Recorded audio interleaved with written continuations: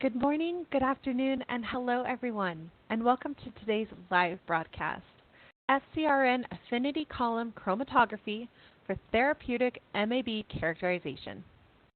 I'm Alexis Krause of LabRoots, and I'll be your moderator for today's event. Today's educational web seminar is brought to you by LabRoots and sponsored by Roche Custom Biotech. For more information about our sponsor, please visit their website at custombiotech.roche.com. So let's get started. I would like to remind everyone that this event is interactive. We encourage you to participate by submitting as many questions as you want at any time you want during the presentation. To do so, simply type them into the Ask a Question box and click on the Send button. If you have trouble seeing or hearing the presentation, click on the Support tab found at the top right of the presentation window, or report your problem by clicking on the Ask a Question box located on the far left of your screen.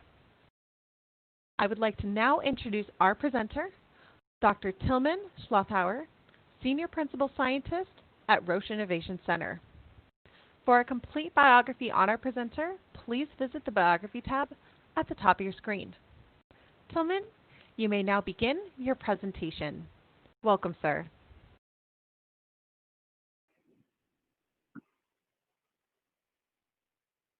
Welcome to today's seminar about FcRn Affinity Column Chromatography for Therapeutic Antibody Characterization.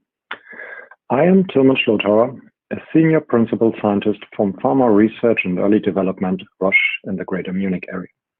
This is a large molecular research organization within the Ph.D. organization. Currently, I'm working at Biological Technologies Analytical Department in Pharma Technical Development at Genentech in South San Francisco. The Roche Research Organization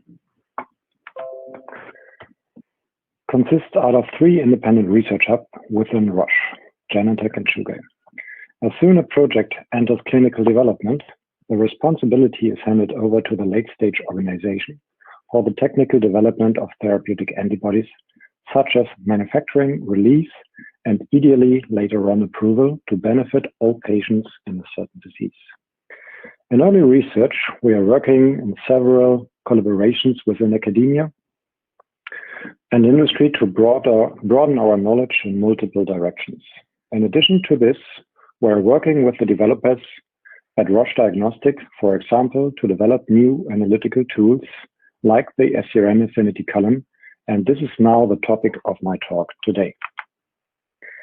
The portfolio of therapeutic antibodies has become more and more complex over the last year, as you can see in this overview. From the classical bivalent antibody, unconjugated format, there are only some left in our current portfolio. Despite that, all the shown molecules do have an Fc part in common. Our task in antibody analytical characterization is to monitor target binding such as Fc functionality for antibody selection, monitoring, and batch release of such antibody-based therapeutics.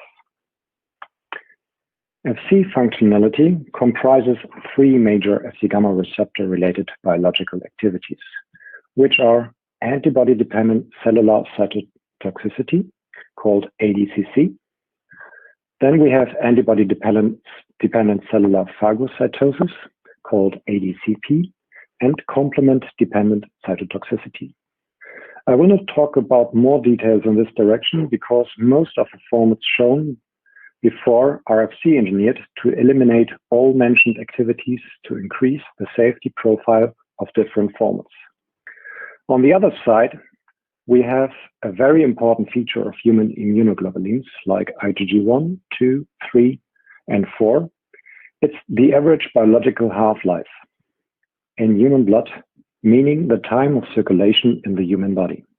Depending on the IgG subclass, the circulation will be around 21 days, and only the specific features of the IgG3 molecule result in a fast clearance of about a week due to serum IgG competition. If we design now a new IgG-based therapeutic antibody, it is important for us to understand if the new antibody formats rules the underlying FcRn-based mechanism claimed to be responsible for the 3 weeks half-life of IgG. And here we see this mechanism now for antibody recycling. Epithelia and endothelial cells are in direct contact with all proteins and molecules in circulation and experience a constant unspecific uptake to the surrounding fluids at a pH of 7.4. In this mixture are also high level of human albumin, such as all the previous described immunoglobulins. And after uptake, the endosome is formed that triggers a lot of different events like expression of different receptors and acidification. So the endosome gets to a lower pH value. Reducing the pH down to a value of 6 or even lower results in the specific binding of IgGs and albumin to the FcRn receptor at the same time. This rescues these two serum proteins from the degradation in the later formed lysosome. The FcRn-bound proteins are trafficked back to the outer membrane of the endothelial cells, and the pH comes back to a value of 7.4. Now I want to step into a little bit more of the IgG-FcRn interaction. The structural details of both molecules are well known, as may be seen by this figure. Starting from this view, it seems to be a simple one-to-one interaction that may be easily determined by existing technologies. The antibody consists out of 2 heavy chains and 2 light chains. FcRn on the other side of 3 alpha domains and the beta-2 microglobulin subunit. Now I want to step into a little bit more detail of the interaction. So by a closer look, the FcRn molecule can bind to the left side of this heavy chain. But this would be just a very simple one-to-one interaction, but the nature is more complicated. You could have also an FcRn molecule bind from the other heavy chain side of the antibody. But it's getting even more complex. In a pH-dependent manner, FcRn is also able to interact with itself and so therefore able to dimerize. And this could happen to both sides of the FcRn, and thereby we have additional 2 new interaction sites for antibody molecules. And if we want to address this now by a classical surface plasmon resonance protein-protein interaction study, we would have different situations in the affinity. So if we have just an isolated FcRn and a very low density immobilization on the FcRn surface or on the SPR surface, we would have a micromolar interaction. If we increase the density of FcRn on the surface, we have a high nanomolar interactions. And if we really have a crowded surface with a lot of FcRn and having all the different events I explained in the slide before, then we have a very affine low nanomolar binding interactions. And if we invert the setup, we would hide a lot of different antibody features, but it would be perhaps a better accessibility of the Fc part to FcRn. But as we have seen from the slide before, FcRn is also able to interact with itself. And the 2 heavy chains are still accessible. And so therefore we have the same situation as the inverted setup shown above. And so therefore there's not really one single setup that can describe the heterogeneity of this FcRn interaction just by an FcR and SPR assay. And so therefore there is no current affinity value that can be described.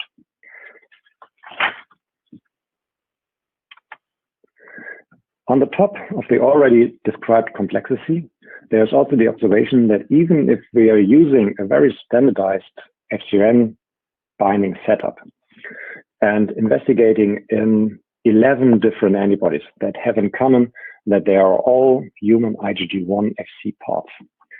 And they does differ in the individual antigen binding region called CDRs.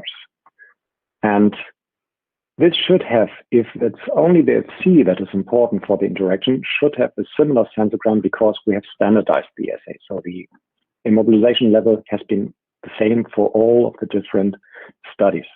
But we see that we can really distinguish by eye that there are 11 different molecules because they have different on-off rate features. And so therefore we wanted to see how can we get behind this? So is there any correlation for affinity and pharmacokinetic?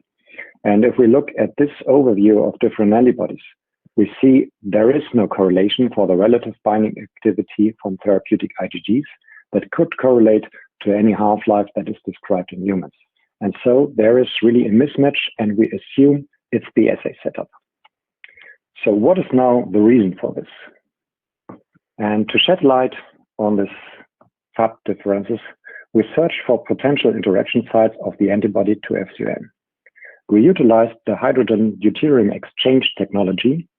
This technology allows to cover IgG FcRn bound complex in solution, and only the exposed hydrogens of the exposed amino acid exchange with deuterium in the buffer.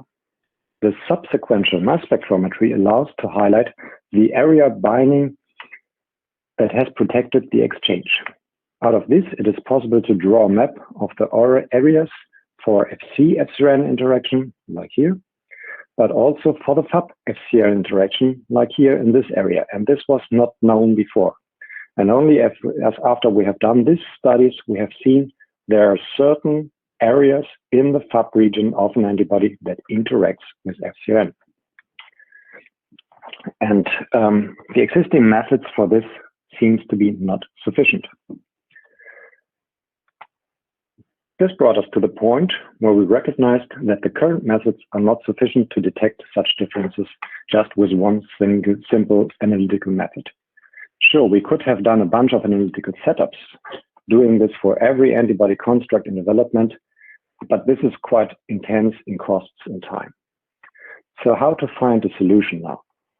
Dealing with a mixture of proteins and different attributes is usually addressed by chromatography, to separate by the biophysical attributes like charge, size, and hydrophobicity.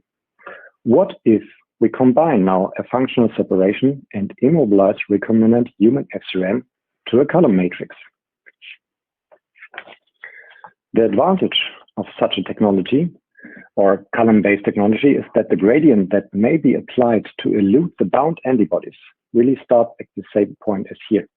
So we bind the antibody at pH 6 to the FcRn receptor, and then we increase the pH value over a gradient to mimic exactly this release that is shown here, that the antibody is eluted from the column or from a column tool, and then we can investigate in these different features of antibody molecules. And the final FcRn Affinity column product features are now as described in this slide. We use biochemical recombinant human FcRn to immobilize this to a streptavidin separose matrix. The slurry is packed into an FPLC column housing. In a highly standardized quality control process. As a result, we have a very sharp, symmetric, and pH-dependent elution profile in the gradient that we apply. Now we wanted to test how this new technology analyzed the different human IgG molecules that we have investigated before. We have used an enzymatic digestion to cleave 7 different therapeutic antibodies into the Fab and the Fc part. The comparison of the unfractionated IgGs retention showed that in the top left picture, we have a peak in the void volume, then we have the antibody peak elution profile, and we have an additional peak that shows up before we have investigated malfractionation of these Fab'2 and Fc part. But after fractionation, we have seen that the Fab'2 correlates to no binding to the FcRn column at all, and only the Fc binds to the column matrix to have a certain retention time as shown here. And if we compare now the 7 different antibodies, we directly see that the uncleaved antibodies have very different retention times as shown in the black columns. And the Fc part by itself has just minor differences that are related to batch-to-batch or to run-to-run comparisons. But they're quite in the same range of an elution profile, and there the Fab does not play a role anymore because it's cleaved. Let's use this correlation now to systematically understand the subcharge influence. For this, we have used two antibodies that display significant difference in clearance, although they are targeting the same protein in the human. Ustekinumab is an antibody that elutes at a pH before 7.4 from this FcRn column, and it's connected to a half-life in humans of 22 days. Riakinumab has a half-life of only 8 days, and this antibody alerts far too late from the FcRn column if we engineered hybrids of these two molecules, we have a correlation of the retention time just in between. So therefore we ask the question, what else is important to understand the correlation of antibody FcRn binding behavior and clearance? For that, we have analyzed different post-translational modifications, such as IgG engineering with the new FcRn column chromatography technology. And in the next slide, I will highlight you some results that we have about methionine oxidation, aggregation, and glycosylation differences, such as some of the Fc engineering results. So let's start with the methionine oxidation. There are two conserved methionines in the Fc part at position 252 and 428.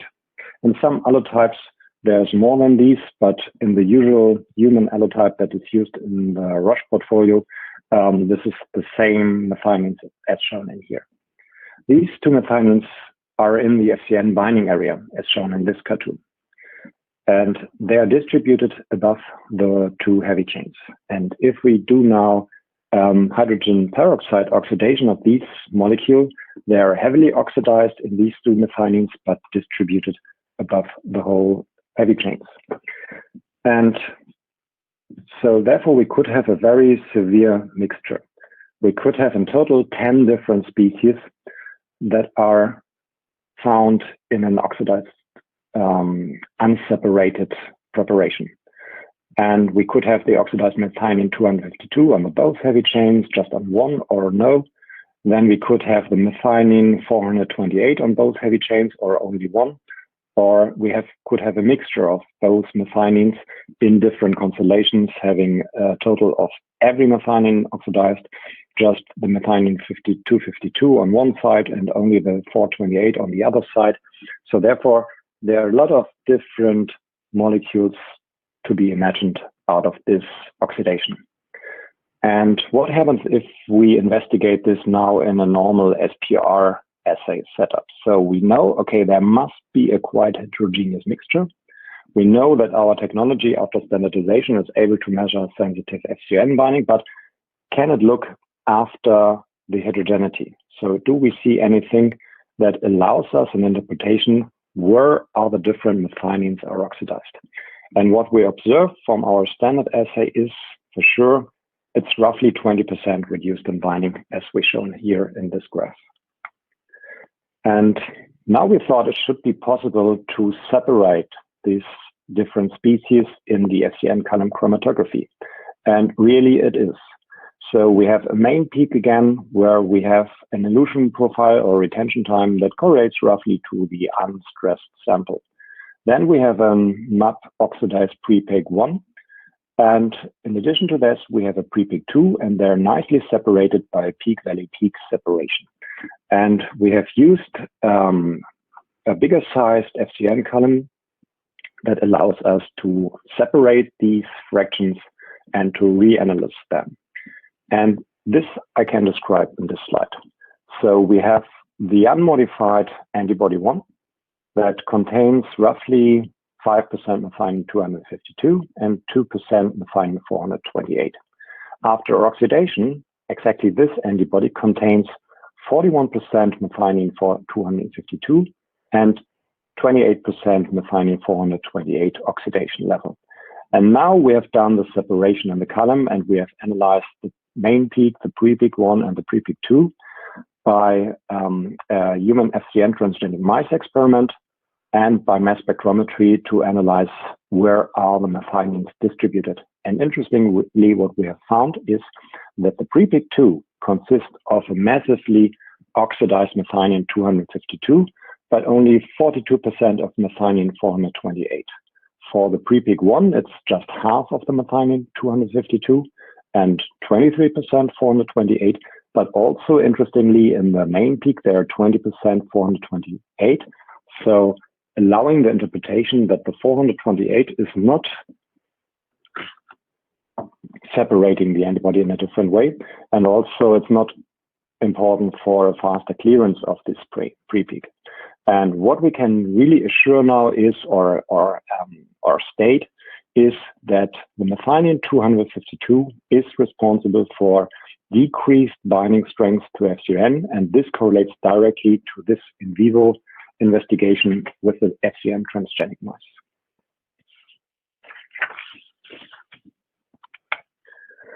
The slide now shows a newly developed online coupling of the FcRn column chromatography and native electrospray ionization mass spectrometry that allows a detailed characterization in an even faster analysis time without intensive reanalysis after fractionation.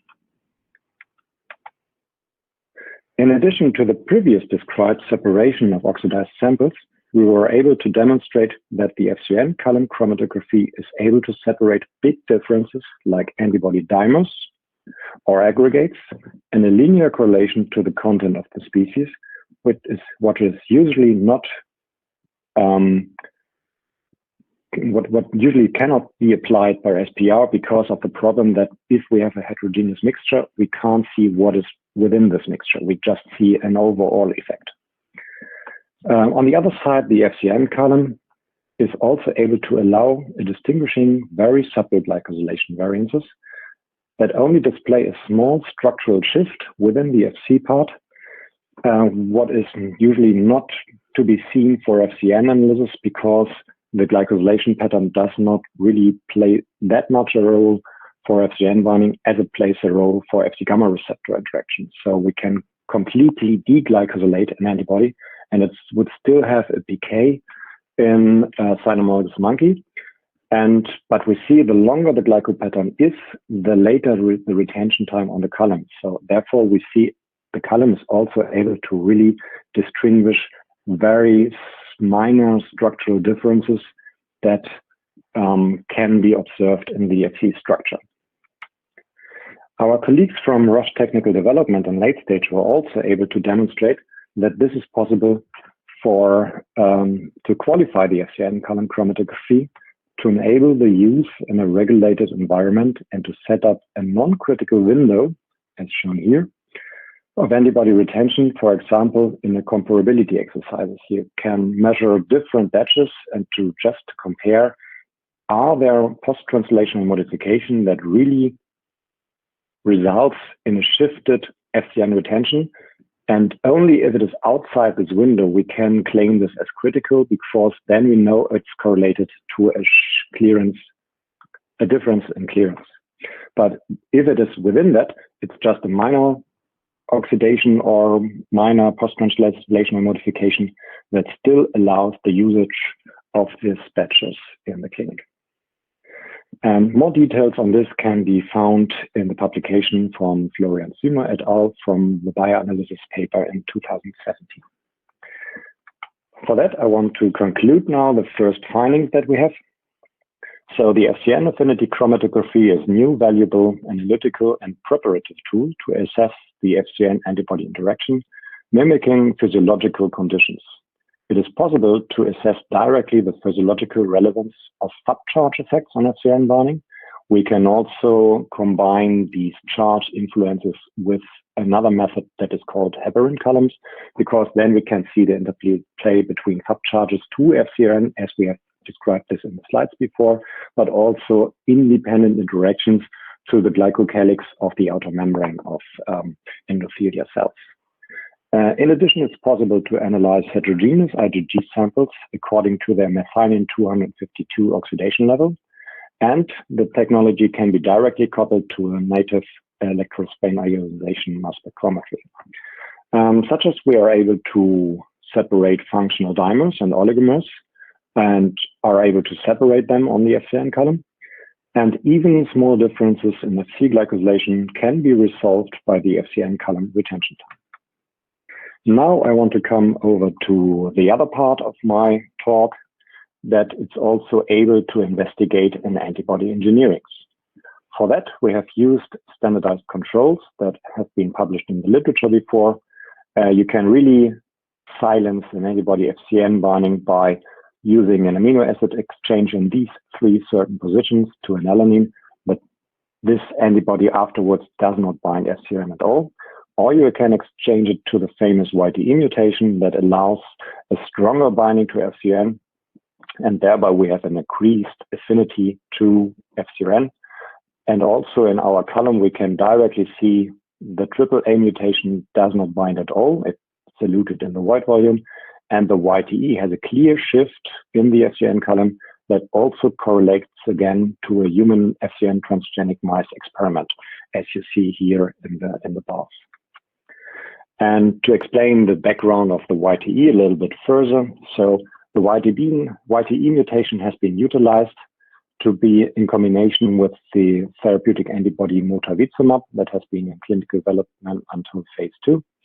And this combination is really demonstrating the potential of FcRn engineering, because this antibody with the RSV targeting really provided a half-life around 100 days. And so therefore, it's the first step of thinking about antibodies engineered, for example, like passive immunization. And the other direction is that you can do this even further. You can engineer a much higher binding strength to the Fc part, like MedImmune did with some examples in Fc engineering. But you need to be careful in this direction, because if you engineer a stronger pH-dependent binding, then you can reduce the clearance or increase the clearance, reduce the half-life of the molecules in use. And so if you have a very strong binding, and this mutation, for example, correlates to an affinity of 3 nanomolar at pH 6, and so therefore this antibody will directly clear it. And therefore we have utilized now for our own engineerings the FcRn Affinity column to screen different engineerings and mutants before we are doing an in vivo experiment. And so therefore we can clearly see when it's in the red area where we have an over-engineering of a human Fc that correlates to a late retention time that will be too strong to follow the pH-dependent binding, because it's eluting in a very high pH, as we can observe over here. But there are other mutants that we can combine, a single or different double mutations, that we can clearly see it would have the same feature like a YTE, and we can combine this now with the different Subcharge features to really see that we don't have a very strong binder from the beginning. We can just adapt the Fc binding strength in correlation to the Fab binding strength. And the overview is given here. So this allows us now to really judge different molecules with different features and to compare them with the FcRn Affinity column. So therefore we have a direct insight what happens to methionine 252 oxidation. It still be able to bind to FcRn, but it will be weakened. And so therefore the half-life is measured lower compared to the wild-type molecule. Then we have antibodies like the Biography antibody, where the binding is not following the pH-dependent binding, and we have a faster clearance. And so therefore it's going to an orange area again. And if we over-engineer an antibody like it is done for the EPDEX, that means that you block all FcRn binding for other IgGs in the human blood as a therapeutic context in immunology, then you block everything, and this is something that binds FcRn and never comes off. But you can also search for the sweet spot and do this like the YTE or other mutations, or find a new mutation that is in an area that really follows the FcRn-dependent binding, and you can really directly judge this with your controls in the FcRn Affinity column chromatography. And so therefore we can conclude that the column are suitable to design and select Fc engineerings, and the chromatography measures specific Fab and FcRn interaction at the same time, and you can really do this accordingly with the different analytical data that you have from your antibodies.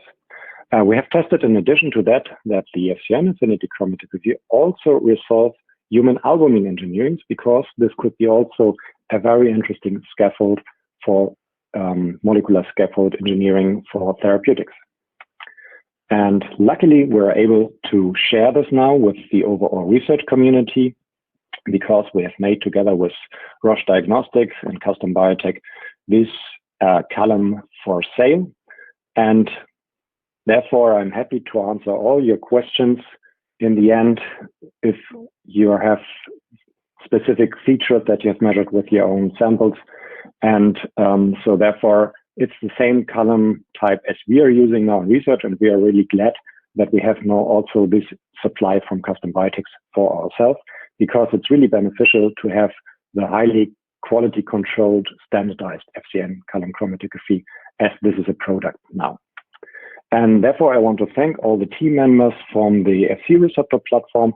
That the team grew over time to a very significant amount of people, and it's distributed around the world, and all the different research that we have done is really a lot of collaboration.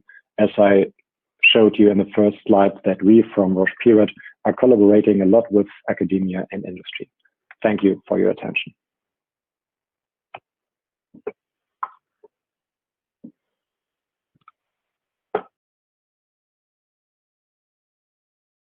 Thank you, Tilman, for that informative presentation. So we will now start the live Q&A portion of the webinar.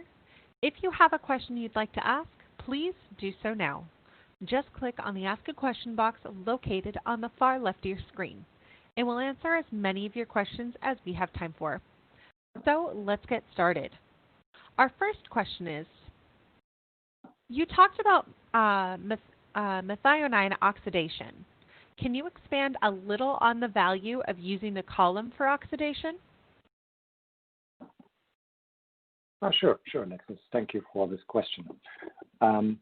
So in the beginning, it was really critical for us to get the borders of methionine oxidation allowance, because this is something common for therapeutic antibodies, that they are getting oxidized over storage, and there's just where to set the border. And having now the FcRn column in place and seeing that the statistical distribution of the methionine on the two heavy chains allow us to expand the borders of how much methionine oxidation can be allowed. Perfect. Thank you so much for that. So let's move on to, okay, here's a question for you. So are there plans for commercial release of a larger scale FcRn column for fractionation, as was described for use in offline analysis like peptide mapping? Sure, yes, so that's a very good question. So with the current volume of the column of 1 mil, it allows us to do the refractionation and analysis in a small scale, but we are for sure also interested to do this in a larger scale. And so therefore we are currently working on this, but it's not that it will be commercial within the next time frame. Perfect. Thank you so much for that. So now moving on to our next question. Can we enrich specific monoclonal antibodies, glycoforms, using FcRn Affinity column and know which specific glycans are important for FcRn binding? Yeah, sure. As you have seen on my slide about the glycopattern analysis of different monoclonal antibodies. So they're separated, but they're very close to each other, because glycosylation difference are not as prominent in binding difference as they are for Fc gamma receptors.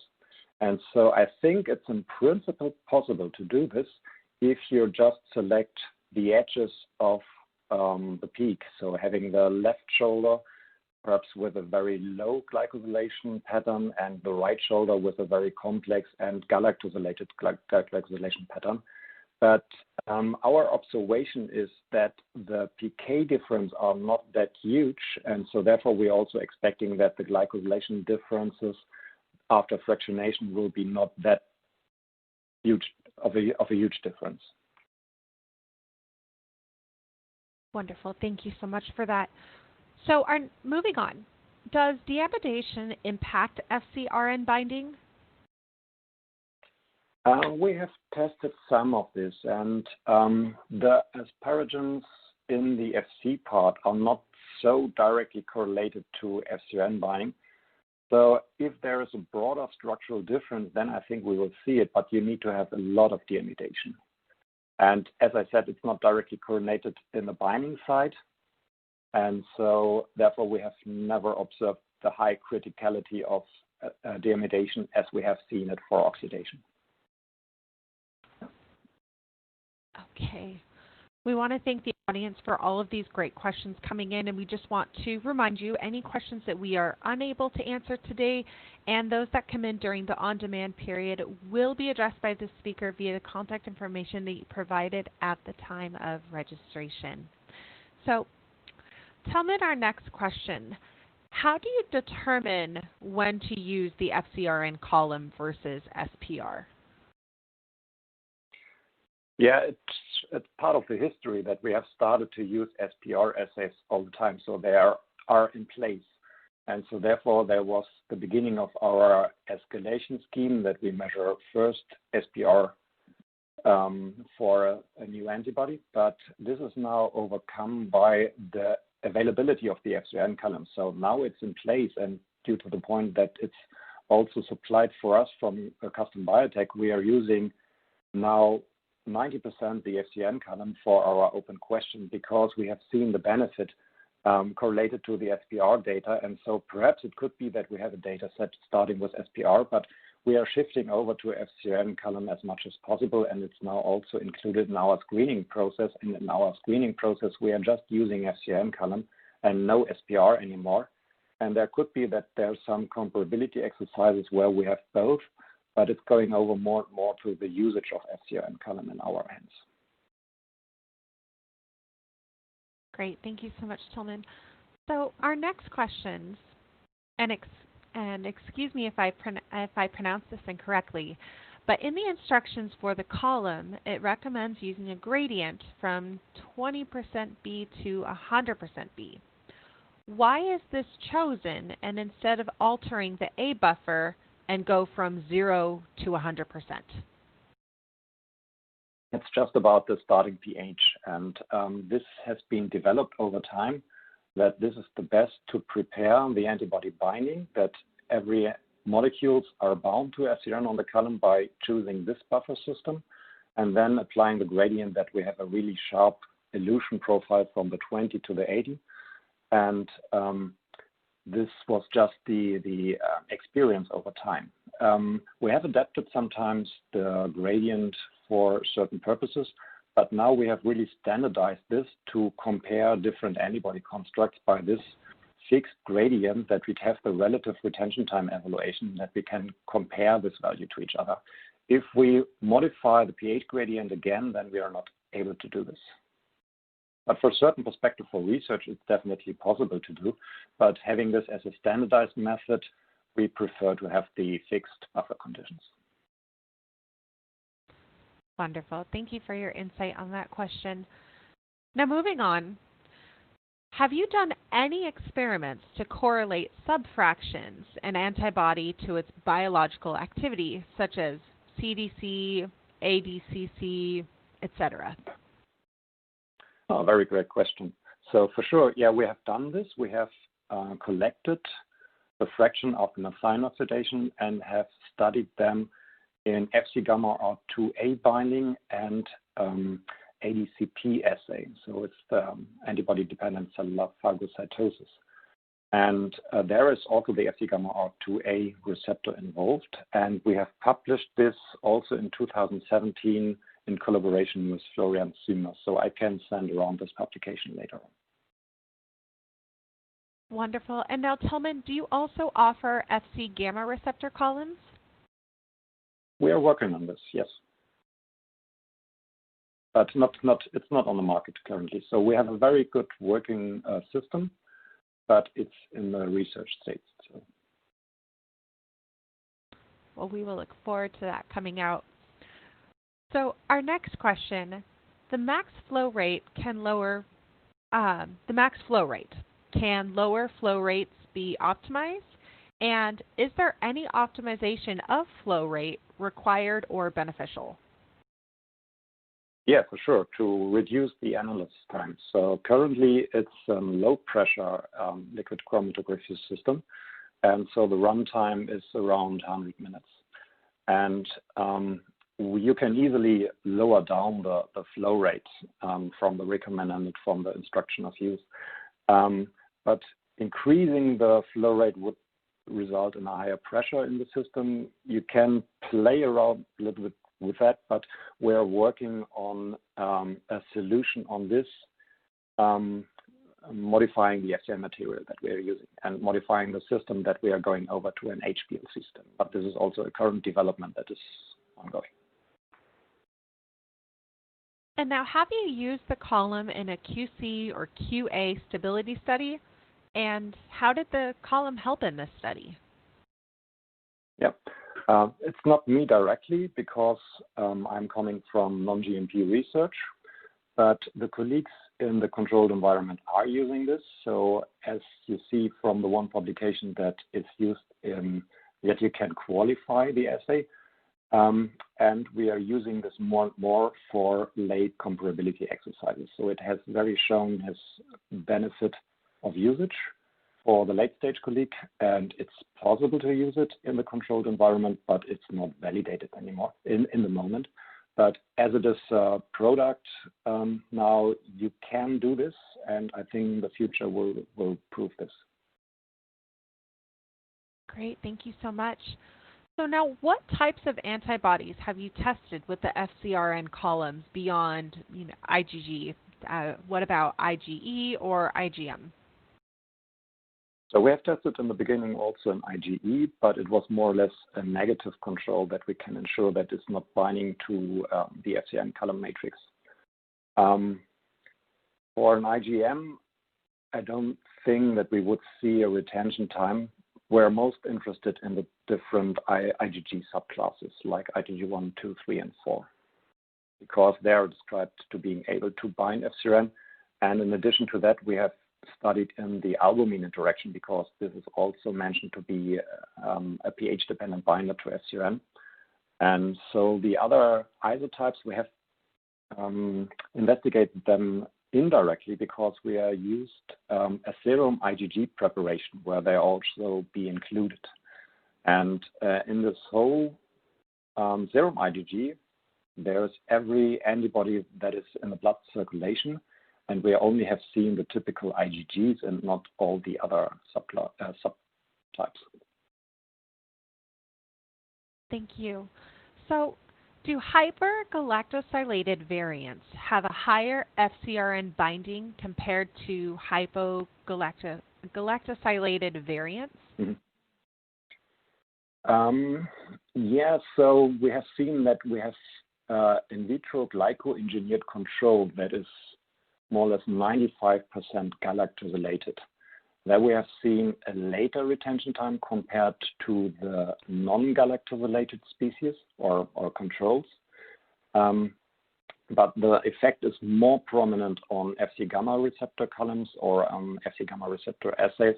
So we have just seen that there must be a structural correlation of the Fc due to the glyco pattern that the amino acids are a little bit other orientated for the binding site. So we've seen just minor influences on this, and related to one question in the beginning, that there is a small impact, but it's not as prominent. Perfect, thank you. So now, can you explain the use of the column and relating to antibody half-life? Yes, as we have seen in the slides, a that there was a clear correlation to the antibody half-life of Biocemab in correlation to ustekinumab, and the retention times directly correlated to the in vivo half-life. We have seen the correlation for the YTE engineering and the in vivo half-life in the human FcRn transgenic mice.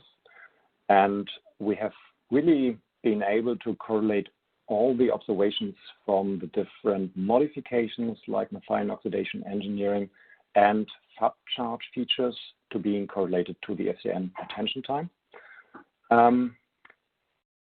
But despite this, so it's a little bit hard to really predict the exact half-life. So we can really predict the direction. So we can say that if there is an antibody like Biocemab and we see this late non-pH dependent retention time, that we can really say this antibody will have a bad half-life. Wonderful. And now, will this work with Fab fragments? Yeah, this was also a data set in the slide set. The Fab alone is not able to have a strong enough interaction. It's just depending on charge or hydrophobic patches. And so therefore, this interaction is not really strong for FcRn binding. It's just the combination of the Fc plus the Fab interaction that makes antibody binding stronger. But the separation of the Fc and the Fab was quite interesting for us to see. The binding strength is mediated by the Fc, and then there is an addition from the Fab, but the Fab itself does not bind FcRn. And it looks like we have time for one more question. So Tilman, have you used the column in an aggregation study? And how did the column help in this study? Yes, it was really also the question in the beginning, because we had a huge problem with interpreting a batch that had a high aggregation content. And yeah, so it was just that we had the observation, do we allow this batch or not? And what is the reason behind this? Because the aggregated samples or the aggregated species in the sample was really causing a lot of different interaction on an SPR setup, for example. And we have seen that the 5 or 6% of aggregation levels really overcrowded the data set we had with SPR, that we have not really the view on this sample, how to interpret this in the correct way for predicting a half-life. And applying the FcRn column to it, we was able to really see the percentage of modification. We have seen that there's still 95% of monomeric antibodies that bind as usual to FcRn, and only the 6% aggregation that eludes later on the FcRn column. And we was able to really say this is the root cause of the aggregation, that you have a high weak binding that overlays any binding interpretation in an SPR setup, and the column was in this perspective very beneficial to have. Wonderful. And you know what? Let's go ahead and squeeze one more question in. So you mentioned heparin columns. How do FcRn and heparin columns bindings relate? This is exactly to understand the mechanism behind. So I had the cartoon about the antibody pinocytosis and recycling mechanism in the endosome, going recycling back to the cell surface again. And there are charge involved. And you can imagine that an antibody subcharge sees first the glycocalyx of a cell membrane, and it will be interacting with that. And perhaps, therefore, the pinocytosis by a charged antibody will be faster compared an antibody with positive or with a positive charge pattern. And so seeing that the speed of pinocytosis is increased and then also correlate to the combined Fab and FcRn binding brings us to the point that we need to have also an observation on this step, and therefore we have used also a heparin column to get behind the influence of the pinocytotic uptake due to the charges, and then to see the combination of this uptake with FcRn recycling. And therefore we have used now a combination of two columns, having a heparin column and then having the FcRn retention time that provides us the full picture that we need to have. Thank you, Tilman, for answering all of those questions from our audience. Do you have any final comments for our audience before we go? Yeah, thank you for all the interesting questions and also the question directed to new column developments. So we are definitely on this, but it's as usual that it takes some time to make this really a product. And so therefore I'm glad to interact with Custom Biotech that we are able to do this and also to benefit by ourselves from the standardized qualified products that we have now in hand. And for sure, we hope that we will get new column types in the near future. Wonderful. Thank you so much. So before we go, we would like to thank the audience for joining us today and for their interesting questions. Questions we did not have time for today and those submitted during the on-demand period will be addressed by the speaker via the contact information that you provided at the time of registration. We would like to once again thank Tilman for his time today and his important research. We would also like to thank Labbert and our sponsor, Roche Custom Biotech, for underwriting today's educational webcast. You can view the webinar on demand. Labbert will alert you via email when it's available for replay.